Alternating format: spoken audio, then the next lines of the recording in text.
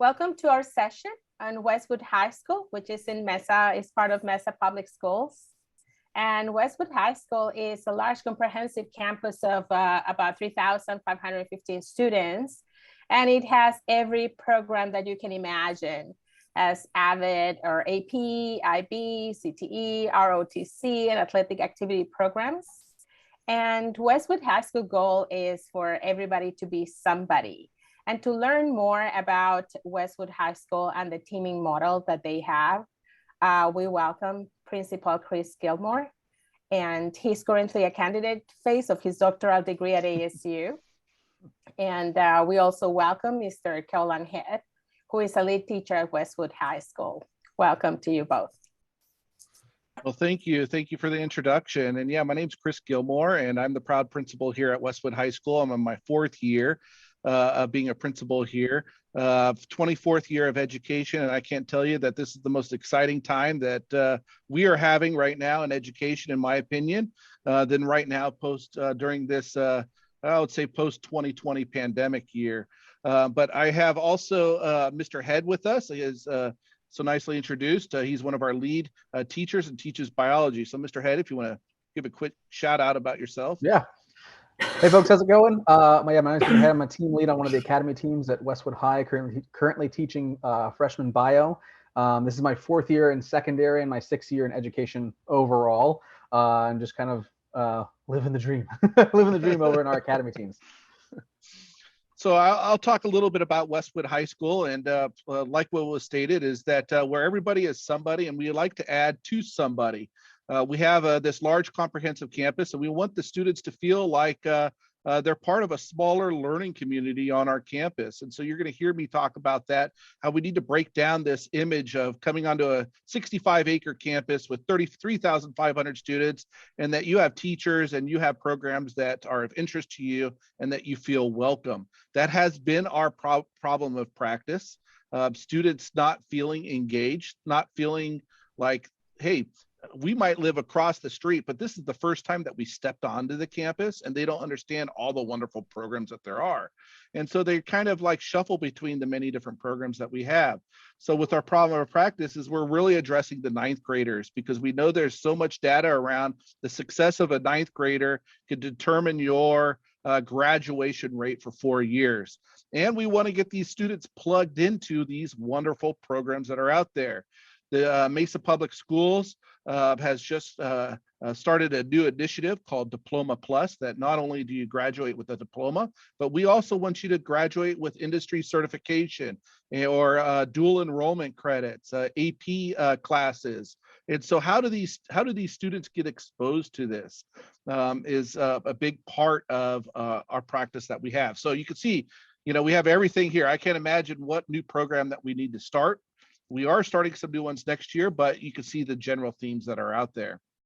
So looking at our portrait of a graduate, that leads to our promise that every student in Mesa Public Schools is known by name, served by strength and need, and graduates ready for college, career, and community. So again, how does those 1,000 students that are coming on to campus, how do we know them by name? How do we serve them by their strengths?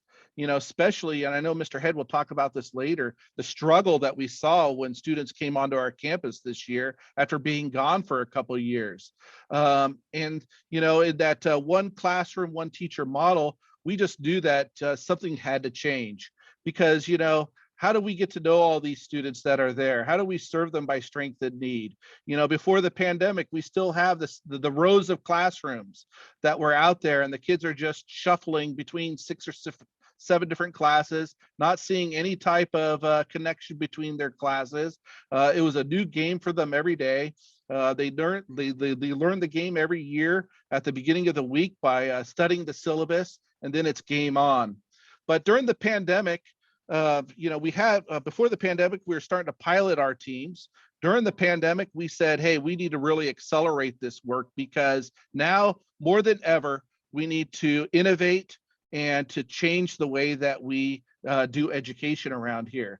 And, there's headlines everywhere. A year and a half ago, educators were challenging their own thinking, saying, how could we change things for a better future? I love this headline at the bottom: for a better future for children and young people, we need to innovate. So how do we get students back in so that they have that love of learning again, and teachers love the art of teaching? And that is a couple of our goals that we have here with our teams. But we also know that many people, even though those headlines were still existing, came back to the rows of classrooms, the single classroom, single topic classroom that was out there. And then there's a huge struggle that is going on in our schools today. But we have a great community here. We have a great high school, a faculty that is that we believe is warrior-centered and future-focused. Everything from being student-centered, teacher-centered, parent-centered, or community-centered, and future-focused, meaning how can we get our students set up so that when they graduate, they're college, career, and community-minded. Our North Star, and this is something that I'm just so blessed to work in a great district, a board that went out to the community and said, if you want your student to graduate from Mesa Public Schools, what are the essential attitudes and skills that you want them to have to be successful? And again, it's not the knowledge content that's out there, but it's these essential attitudes and skills. We want our students to be ethical, inclusive, resilient. The skills being they want them to be collaborators, because they know when they go out into the future workforce that they have to have that collaboration skill and working with other employees or students or citizens. They have to communicate well. They have to be a community contributor, meaning bringing people together and contribute to the community and world. Creative thinker and innovator, critical thinker and problem solver. So this is our North Star. This is what we are judging the content and our classrooms so that our students graduate with these skills. And just don't think this is high school. This is a challenge to everybody, all the way down to the preschool teacher. What does a preschool look like with these essential attitudes and skills in your classroom? So with that North Star, I know there's a big conference that's out there right now with Solution Tree, and a friend sent this picture because they know that I just love the portrait of a graduate. But even at Solution Tree, Tim Brown was presenting, talking about the top 10 skills that our students need to have in 2025. And again, a lot of the things that are in our portrait of a graduate, some things that are not, like our technology use, technology design and programming, but a lot of the things that are aligning that we need our students to have when they graduate from high school. So again, we've been piloting this program for about 3 years. We've had about 2 or 3 teams pre-pandemic. Even during pandemic 2020 or 2020, we had them. It was done online. We had to change some things around, but then we had to regroup, and we said, you know what, this is too important for us to do. It's too important for our students when they come back onto campus, that every student should be on a team here at Westwood High School. So now we have 6 teams. We're serving 1,000 students. We have 4 teachers per team: English 9, algebra or geometry, biology, and we have what is known as like a career pathways type of elective teacher. And that would be either an AVID elective. I have IB on there because IB is like a small learning community in itself. And so they have about 150 students within that small learning community, or CTE. And I go back to that opening slide. We have many different programs, but the students don't know these programs on our campus or the industry outlook for these programs when they graduate from Westwood High School. And I have on there that each team has variations to meet the needs of the learners. This isn't a cookie cutter system. We have the basic bones, but the team, by working with their students, starts to develop their own type of kind of title in a way. So some teams might have the honors English 9, they might have honors algebra 2, of course the AVID. There's 2 teams instead of biology. They're doing the agriculture type of biology on their team within it. So again, each team has variations to meet the needs of the learners. One of the things that we have found success in listening to the teachers is that they have to have 4 hours of uninterrupted time in order to work together, to do the cross-curricular lessons so that you have that deeper and personalized learning that takes place. And so we had set up the structure so that you have morning teams and afternoon teams. And so our morning teams has that periods 1 through 4 that they're teaching.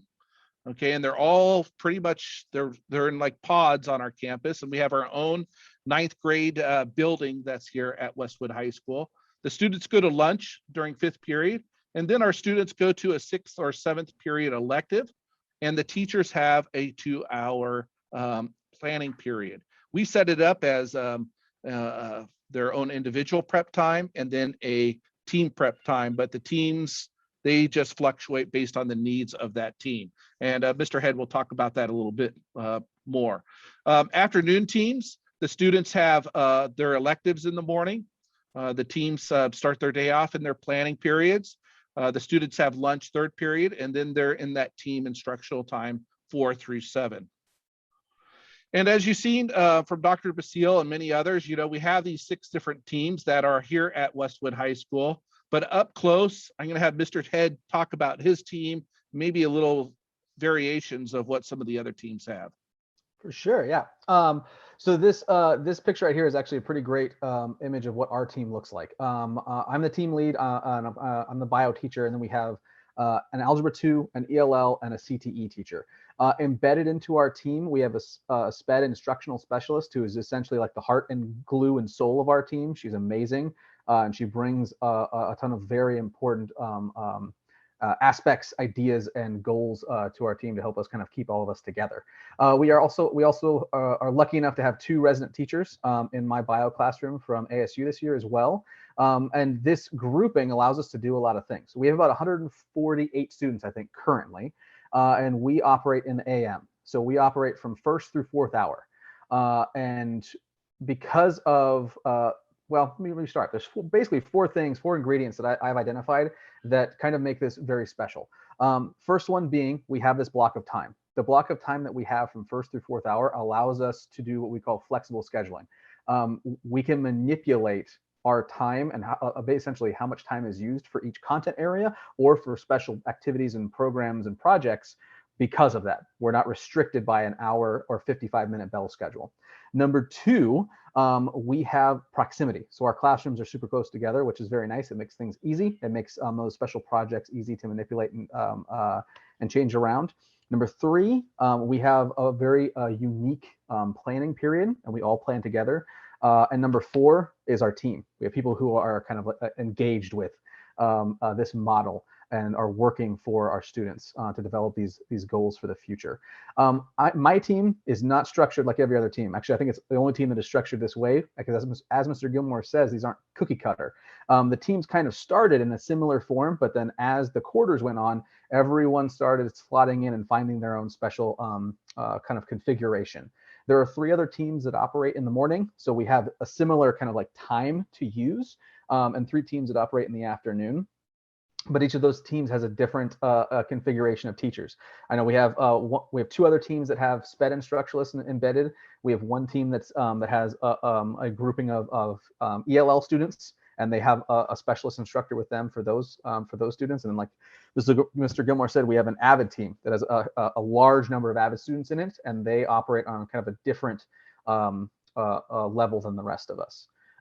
Let's look at that schedule, Mr. Gilmore, if you can go to the next one. So this is a snapshot schedule. This is one example of maybe like 1 week we might do for our students. So as you can see in this model right here, all of our instructional time is split up between Tuesday and Thursday, and then we would be doing an inquiry-based project on Monday and Friday.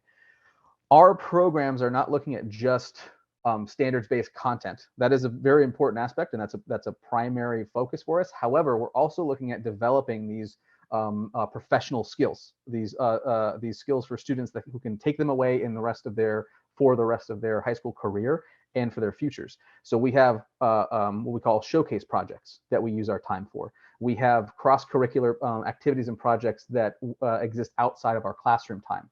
And then sometimes we're doing special activities just for the students beyond the standards that will be used as supplemental instruction and learning and just experience for them with each of our classes. The 2 periods at the end there, the elective, are also super important for us. Those are our planning periods, and I can talk about those a little later, but that's a long conversation. Those are important because they allow us to talk to those elective teachers that the students have, which historically the students kind of struggle with those freshman year, and allow us to assist them in those elective classes as well, which is super nice. I think we can go to the next slide. And I want to add, I remember Mrs. Harris, one of the teachers, she's like, in the past, students came to school for their elective classes and would generally skip the content. Now the students come for their content, and it's sad to say they're missing their elective classes, but that's where the power of the teams are. I like to show this one because on Wednesdays we have ASU, we have a partnership with ASU with additional teachers that are online that help students with their ALEX lessons in algebra, and they're seeing where their weaknesses are, and they work individually with students or with groups on Wednesdays. And why Wednesdays? That's our early release day. The day is more of an intervention and enrichment day, and so they could spend some time, again, hearing from another professional to hopefully meet those standards. Here we have, these are called Dewey's 4 Impulses of Learning, but these are basically some of our core focuses in our classroom. These are what we are constantly talking about in our planning periods. I know Mr. Gilmore showed you an example model of what our hours look like. For my team, in the afternoon, we have 2 hours of prep. You can look at that a couple different ways. Our teams operate together, all in the same room, planning out daily, weekly, biweekly, and monthly for our students, trying to identify ways to embed these 4 different focuses into the everyday for them at school. Inquiry is a huge aspect of our classrooms, and it's something that we spend the majority of our time prepping, trying to make sure we are at the proper level of inquiry for our students, and we're differentiating our inquiry within the classroom so that students aren't getting lost or left behind. Our showcases are basically full-on inquiry projects that start out very guided, and then as we move forward throughout our quarters, we allow students to kind of start treading farther out in the waters, as they say, to see if they can go a little bit farther away from our focus guided instruction. The hope is for them by the end of 4th quarter that they're away from us just fully assisting them, and they're doing some moderate level free inquiry. Communication, construction, and expression. Super important for us. Communication is one of our big skills that we're looking at this year, along with about 4 or 5 others, professional skills. We have been attempting to embed that that skill into as a focus of our classes. And in the last few weeks, we finally perfected it, which you'll see up here in a second as we start looking at some examples. Construction and expression as well are super important. The ability for students to be physically engaged, to manipulate, to handle things, and to express themselves in a number of different ways are our focus for us in the classroom, and have been leading to some very nice success, at least for my team, for a majority of our 150 students. Can we look at some examples, Mr. Gilmore?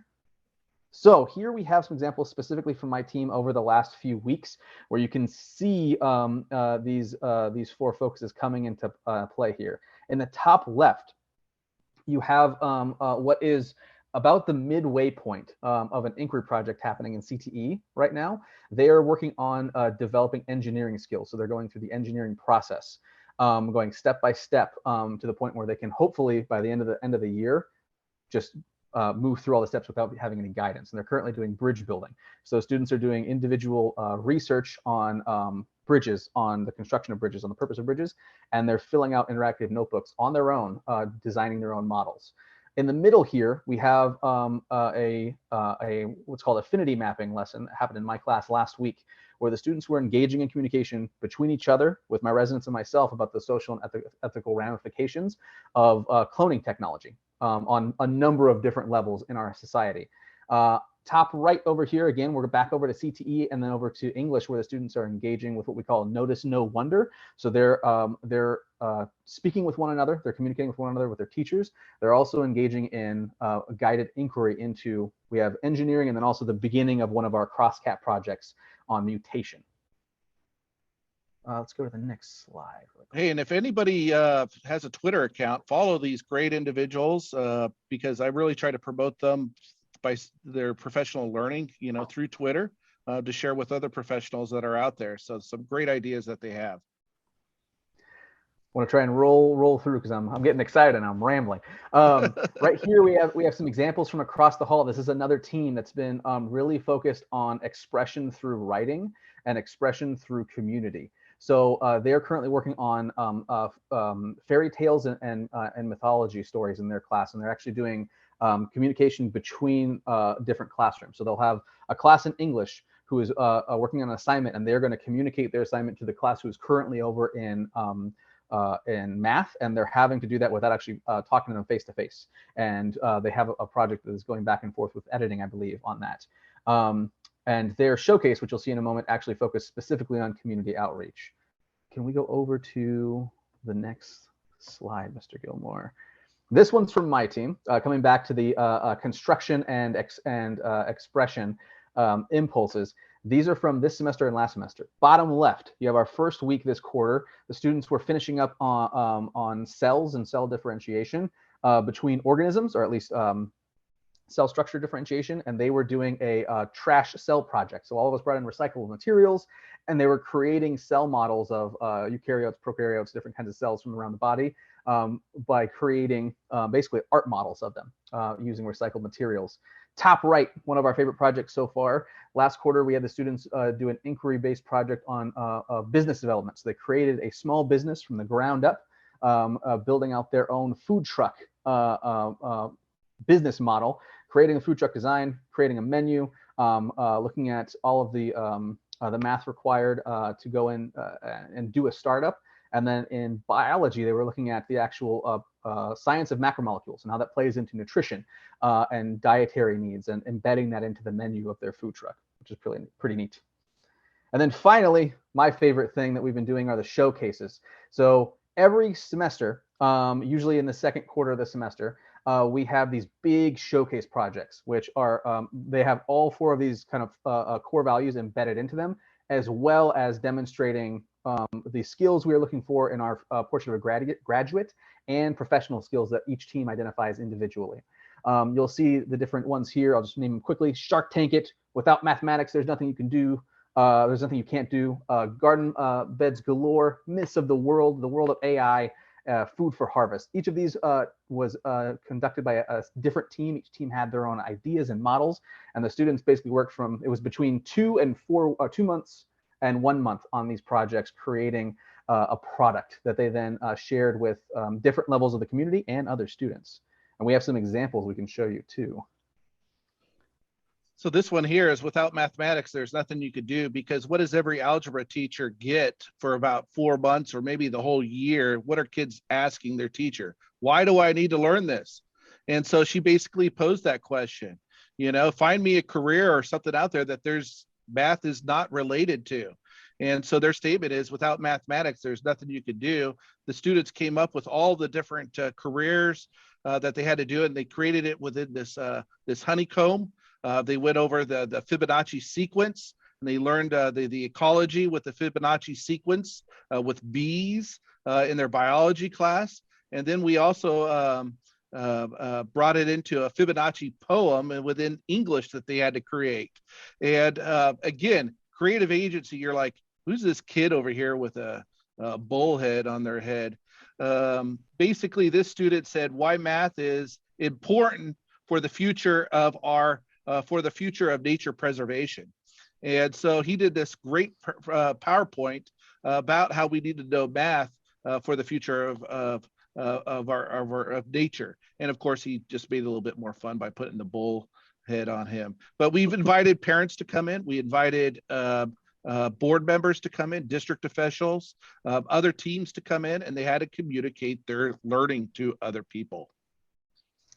Right here, we have examples from two of the other teams. You're seeing the end product of a project that took the course of 2.5 weeks that focused on the controversy of artificial intelligence. And then in the top right, you're seeing the end product of a group that was looking at a cross-curricular between English and math.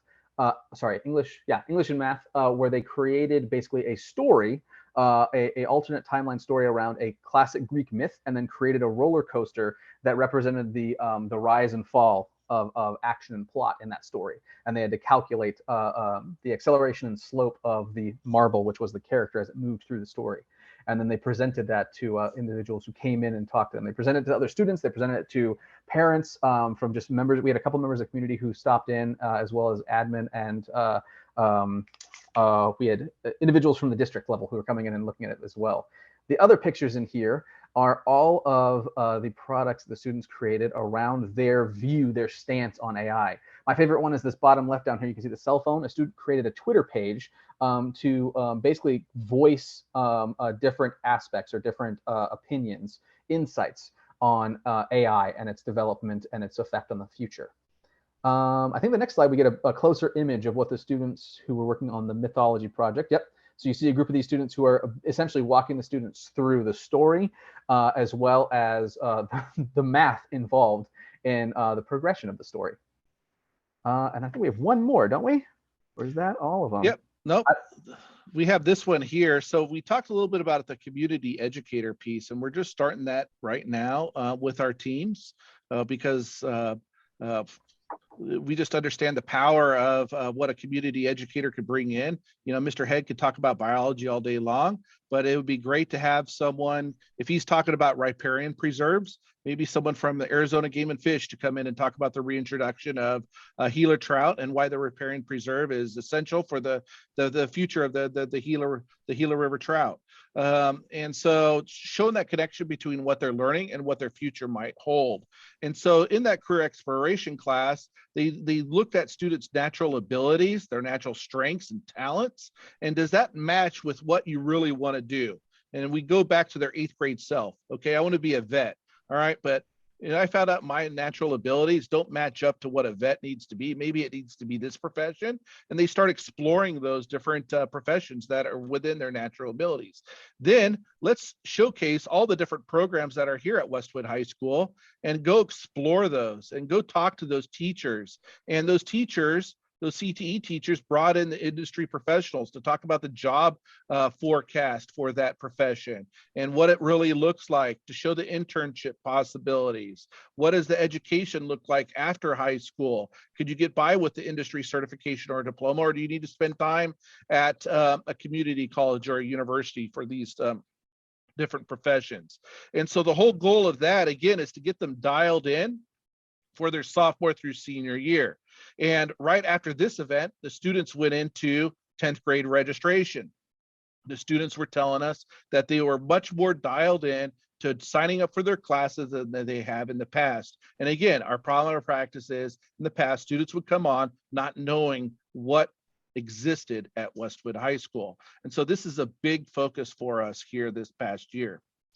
So you have that community educator piece, and so we see them as a vital member of the team. We are lucky enough to have a partnership with Elevate Ed, and we now have a college and career readiness coach. And they're going to be working as kind of a liaison with what Mr. Head is doing in his classroom and to match the industries that want to come in and talk to students. And maybe they're doing some engineering thing. Well, we have Able Technologies just down the road, or Boeing, or we have Bulletproof Diesel that's around, and they can come in and talk about their engineering design. And again, showing the relevancy of what's being taught in the classroom with the real life world work that's out there. Anything else you want to add upon that, Mr. Head? I think you hit it all pretty much where it's at. I can give an example of how we're going to be using that this semester. 3 of our teams we've been planning this for the last 3 weeks, are developing our showcase for the students for 4th quarter. Our students are going to be engaging with, after a little bit of research, with one of the 17 UN initiatives that they have identified as struggles for humanity in the future. We're going to be bringing in professionals who work in the fields of each one of those initiatives, and students are basically going to be doing a massive roundtable in our freshman academy building, going to each one, asking questions, hearing small lectures, and that is going to be basically the kickoff for them as they move forward. And we're going to be essentially embedding industry level, not positions, but industry level identification for the students, of trying to see who is actually working in each of these fields to make to make sure we don't fall into one of these pitfalls. that we are facing in the future. That way they can use that as a resource for their research and their inquiry on those projects. So I'll go to this last slide here, which brings us back to what I talked about at the beginning, that our promise, our Mesa Public Schools promise, that every student in Mesa Public Schools is known by name, served by strength and need, and graduates ready for college, career, and community. We feel like this model is just the beginning of something so that we can get to know who our students are, know them by their name, serve them by their strengths and need, and prepare them for the future. And so it's really exciting. It's really exciting to be here at Westwood High School, seeing this flourish. Like I said at the beginning, this is my most exciting time because I'm seeing teachers reclaiming their profession again. You know, they're learning from each other. We're seeing happiness with students in the classroom, seeing teachers happy, seeing the connections between the different curriculum that's going on. And that just leads to, you know, our portrait of a graduate. You know, there's a question in the last group that said, hey, can we come see this? We're always open for tours. Would we have other learners come on? They challenge us with new thoughts, and we're able to talk about our model because, you know, we are striving for something that is new, and we don't want to go back to the single classroom anymore, the one room, one teacher classroom. We see the future in this. And it takes a lot of people to be thought partners. So thank you all for being here today. And again, just reach out to us if you would like to learn more information. Thank you so much, Chris and Colin, for this amazing presentation. It's just wonderful to see how what the model looks like in Westwood High School and what you are doing to support the students. And we have a question here, David Rosenberg. I think, yes. Hi, Alejandra, thank you. Chris and Colin, it's great to see how this has evolved so much over as you've built it out over the year, and also to see sort of how it's playing out with kids and the work that they're doing that is so enriching and exciting. So I'm going to role play a little bit. So I'm at ERS, and so the questions we get are always about, well, how do you make this work within the resources that you have? And so if I were to go to a colleague in another high school and say, there's this great model at Westwood High School, and they've got their teachers working in teams. The teachers teach 4 periods out of 7, and there's a team of 6 teachers for 150 kids. Somebody would say to me, I'm sorry, wait a second. You're telling me I have 6 teachers for 150 kids and 4 out of 7, how on earth do I afford that? And so my question for you is, what trade-offs have you had to make in other aspects of the school in order to sustain this? Or are you benefiting from additional funding or resources that is allowing you to build out a new model that at some point you're going to have to figure out how to sustain? So that's a great question, David. And I think you went straight for the Achilles heel of this whole thing, right? Because it isn't cheap. But we also know that students at the 9th grade can't be at the same funding level as a student at the 12th grade level. It's going to take more resources for them. In the past, we had about, there was a smaller amount of students in our pilots with 4 teachers. The district did give us an additional 3 FTE to make it possible during the pilot funding. But as we were moving forward for a school-wide model, we knew that, well, one of the things that we told our teachers, if you are in a single classroom model, that would mean you're teaching 5 sections with about 30 students in each section, 150 students. Now we're teaching 4 hours with 150 students, so that they knew ahead of time that their classrooms are going to be a little bit higher than the average 1 classroom model, okay? So they were still getting the same amount of students in 4 hours as a regular teacher would be in 5 hours, okay? So that equity piece with the single classroom or a team was still there. They're still reaching the same amount of students. We are seeing that this takes an additional about 5 FTE, 5.5 FTE, okay, to make this happen. So we had to look at some of our electives, and if there were some electives that were obviously low, we did have to make some tough decisions, right? And we had some electives that made things bigger. okay? But we still kept it around that 30 number. But it is a very delicate situation. I could tell you as a leader here, you know, my head's in the clouds a lot with this big vision. I have to have a strategic AP of registration. And I'm blessed to have that on my team as a member to execute this to happen. Also with this model, David, you will see that when the teams are done with their 4 hours, all of those freshmen go into an elective 6th or 7th period. So you got to ensure that those electives are open 6th or 7th, and you don't have a lot of teachers on prep period, 7th period. Well, Mesa Public Schools is notorious for having 7th period, a lot of coaching preps, a lot of team preps, okay, football prep, basketball prep. So we had to make sure that there was still enough electives for 6th and 7th, but also in 1st and 2nd period as well. And so you had to strategize around that.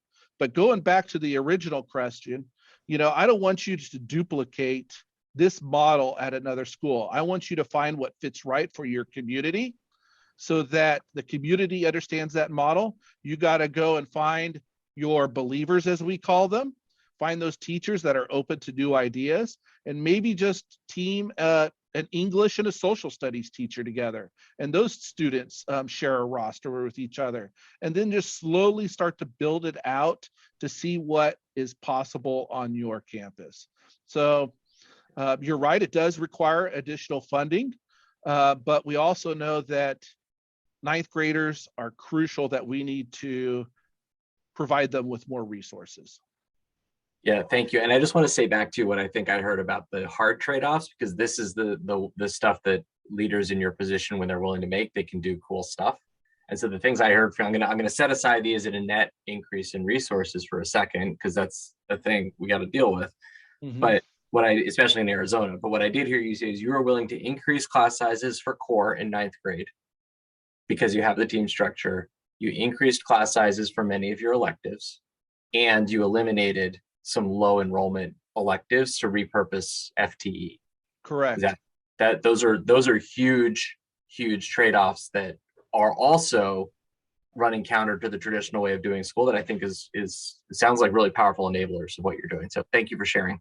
And I want to go back, and I don't want that we increased sizes in the electives. We maximized to make sure that they were still around that 30 number. It's not like we pushed them up to 40 or anything like that. Yeah, no, but you weren't going to tolerate 12 kids in a class, or an elective teacher teaching 4 periods or 3 periods when they could be teaching more. Yep, absolutely. Yep. Thank you. Mm-hmm. Thank you, David. If you have any additional questions, you can use the chat, or you can just raise your hand, or you can just unmute. We probably have time for one more or a couple more questions, and then we have the closing session. Looks like there are 2 in the chat right now.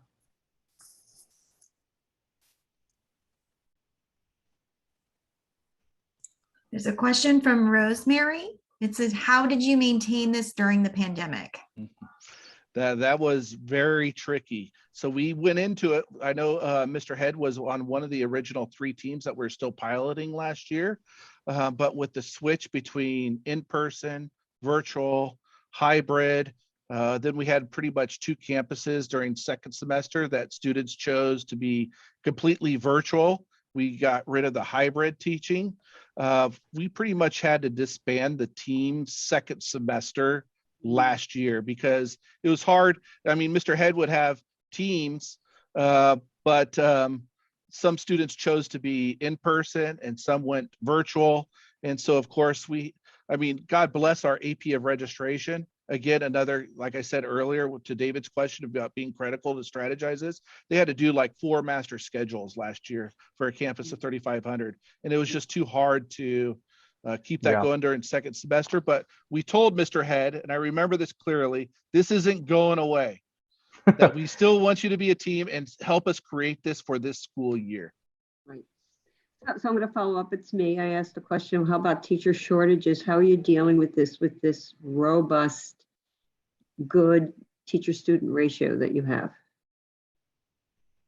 Are you experiencing a lot of teachers leaving, like we know it's happening everywhere else, or teachers hanging in here? Yep, we sure are. And that is one of the real things that that we have here. I mean, we're experiencing it as well here at Westwood High School. And we did have an English teacher that left at fall break. Luckily, you know, we were able to find it. I would say that we have a blessing having a great partnership with ASU and the teacher residents. So we have a pipeline of the teacher residents working on Mr. Head's team, working in a team. And so this is making it attractive for them to be part of a team as well and continue it, because that's who we're training is ASU with the Teachers College is trying to train them to be in this team model. Well, they're going to do their student teaching on this team model. And if we have anybody leave, we're going to fill them in with those teachers that have expressed interest. Thank you. This model is also extremely, I mean, as a teacher is, it's extremely enticing. Going from the, what you would say, I guess, the old school model of one teacher, one classroom. Let's say you have, even if you have like a low classroom of like 30 students, or if you're lucky enough to have below that, it's, I mean, everybody knows it's a lot to handle if you're trying to do everything you're supposed to be doing, right? I want to make sure I'm contacting home. I want to make sure I'm building relationships with every student, every set of parents. I want to make sure I have my planning out and that my planning is intentional, and that it's not just standards based, but it is also engaging on every level for the students. When I have a group of 3 other teachers in the room, plus an instructional specialist, plus residents, that becomes so much easier, and we can for the same number of students, sometimes more students, we can give even more than we could in the one teacher, one classroom setting. And I also want to say that with the 9th graders, unfortunately, high school systems have been set up where 9th grade teachers are your first year teachers. And that's unfortunate because we need the best teachers working with our most at-risk students. So we had to sweeten what it looks like to teach 9th grade students, right? I mean, a 2-hour prep. I mean, that's pretty nice to have. I mean, yeah, we're asking a lot for them to collaborate and stuff like that, but to be creative and to get to know the students, that has been enticing for those veteran teachers to come to this type of a model. Ms. Gates, Ms. Zins had a very interesting question in the chat right there. Are the incoming or aspiring school leaders joining your team well prepared to work in a model like this, or do you have a preferred school leader MA program? Megan swinging for the fences. So I know Megan, she's an aspiring leader that's out there that's doing it at Stevenson Elementary, this teaming model. You know, I love working with aspiring leaders to learn this model. I think there's something to be said about, and there might be some elementary teachers out there or aspiring administrators. I know as a secondary teacher, I rely upon the elementary because they know instruction really well. I think secondary teachers don't know instruction as well as an elementary teacher. We know our content really well, but not instruction. And so my net is out there looking at elementary aspiring leaders to look at this teaming model and to give me insights of how we could do instruction better on this team. Now, Mr. Head, and I don't think I said this at one of them, we don't call our special ed teacher the special ed teacher to the students. We see her as an instructional strategist. She knows the brain, and she's able to get the content that these teachers are doing to the brain and to our diverse learners. And so that has been really critical on our team, is having that special ed instructional strategist within these teams. Yeah, the one on our team, Miss Owen on our team comes to us from ASU, and we've been taking the ideas from UDL, from Universal Design of Learning, Universal Design of Instruction, and many more, and is starting to expand them to all 4 content areas and make sure that the students are engaging with these in every core content class that they go to. So in all 4 of our classrooms, they're basically getting a glut of these skills and resources and supports, which we're starting to see the fruits of our labor with that this quarter with these students. Well, thank you so much to both Chris and Caroline for sharing about your experiences with Westwood High School and the teaming model. We appreciate all that insight, and if anyone is interested, please just feel free to email them directly. Their emails are on the chat. And right now, please join us. Be prepared to join us at 11:05 for the closing session with Robin Lake and Brent Madden. Thank you all.